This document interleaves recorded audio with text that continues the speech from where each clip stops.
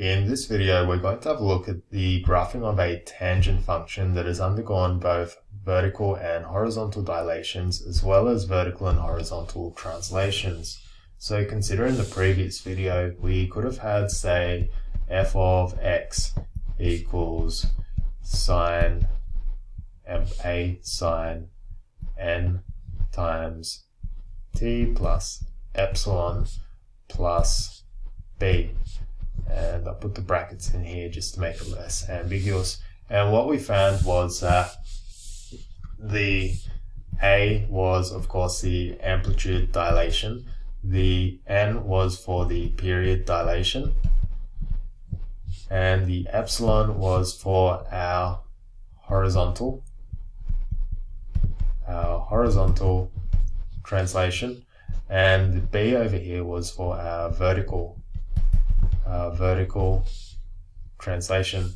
Now what we're going to do is we're going to change this ever so slightly, and we'll say g of x is going to be a tangent of n t plus epsilon plus b. And what we find is with this form here, we can do the same dilations to this tangent function as well as do the horizontal and the vertical translations using epsilon and b. So going across the desmos, we have what we've got, or what we can see here is we've got the cosine function.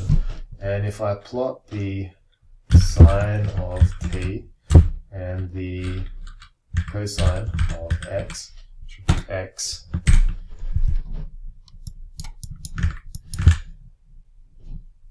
so notice here we've got the sine in red, so the sine and the cosine, and this resultant curve in here red, this is our tangent.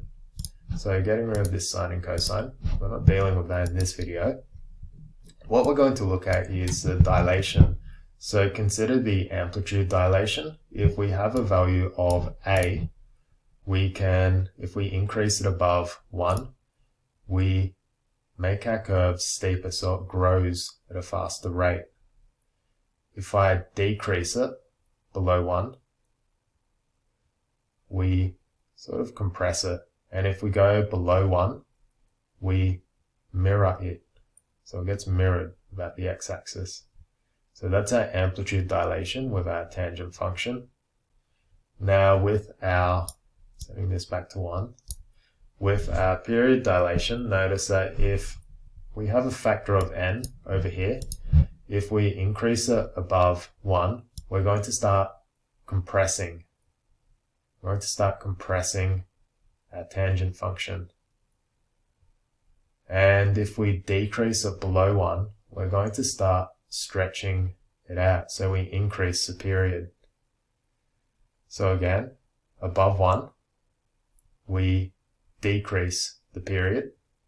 For n values lower than 1, we decrease the period value or increase the period value. So that's our n. The next one is the horizontal translation. So usually it's represented with epsilon, but I can't put epsilon in Desmos, so I've just put in phi for now. So it should be written epsilon in accordance to the notebook or our reference book. If I increase epsilon, notice that we're going to go left. So we're going to shift everything to the left.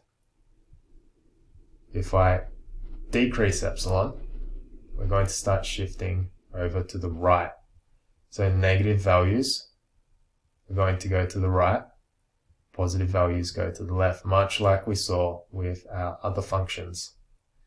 And then finally this b here is going to allow us to do the vertical translation. So positive b is going to lift our graph upwards, and negative b is going to put our graph downwards. So if I do positive b of 2 and positive epsilon or negative epsilon, we're going to shift start of our graph over here. So this is what would usually be 0 radians and 0 on the y-axis, but now we've shifted pi over 2 up, so this is at epsilon here, and then, sorry, we've shifted across pi over 2, which is pi over 2, so that's a little bit easier to read up here, and then we've shifted b, so 2 up here, and we can go up and down. So this is the digital representation of what the translations and the dilations on the tangent function would look like if we tried to graph it.